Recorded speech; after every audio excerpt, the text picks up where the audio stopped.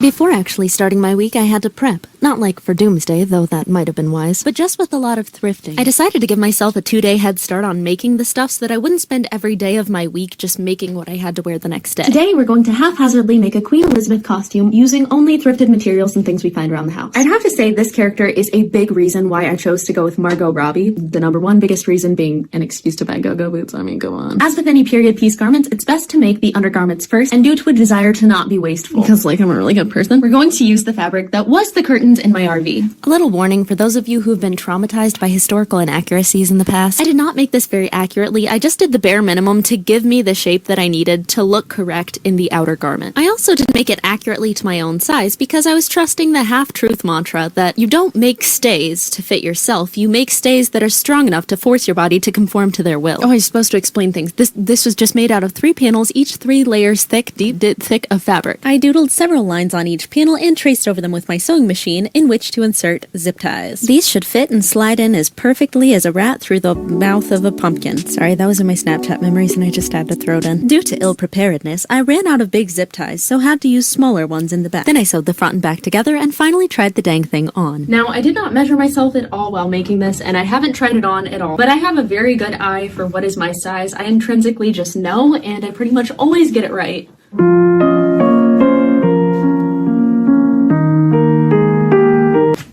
I don't get it. Doesn't this look like my size? This was probably my size when I was 18. That was back when I was 18, people used to tell me I looked like Margot Robbie a lot, and then they just kind of stopped. Now people just tell me I look like Rachel McAdams and Shakira. Makira.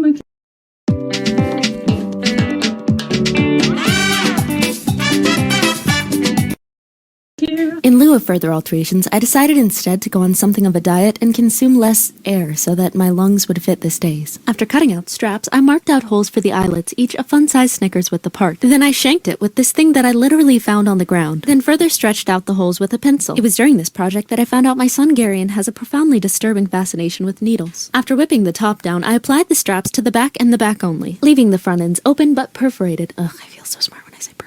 After applying the metal eyelets, I decided to embroider over them so that I could trick people into thinking it was historically accurately made, even though like 500,000 of you will have seen that it wasn't. I love oil lamps.